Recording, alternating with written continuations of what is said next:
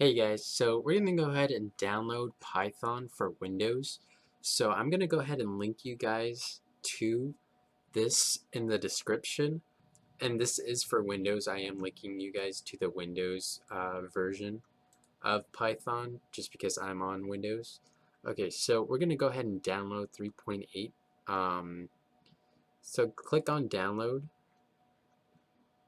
and we're going to look for Windows users.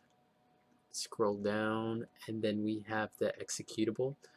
Make sure that you are choosing the right architecture for your computer. And then we're going to get this down here. Click on that. And then we have this window right here. Click Run. And now this is where you really need to pay attention to what you're clicking on, because depending on these features, it's going to completely throw off your later programs. So click on Add to Path. This makes sure that when you run a program, your computer knows you have Python. Okay, let's see. And you always want to make sure you have pip. I'm going to go ahead and show you all of these. Uh, pip is basically um, allowing you to download modules onto your computer, such as Essentials, which is a module that I created for my tutorials and for other people to use.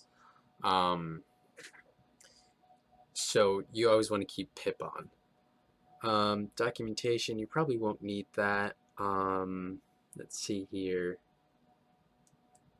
I'll keep that one on. And then I think that's good. All users, probably the best option. It really puts it into a place where everybody can grab it, not just everybody, but also programs. Um, let's see. I would suggest this one, and then I would click install. However, I already have Python installed, and I really don't want it to mess it up. So I'm just going to keep this here. Just click install. Okay, so once it's installed, you should be good.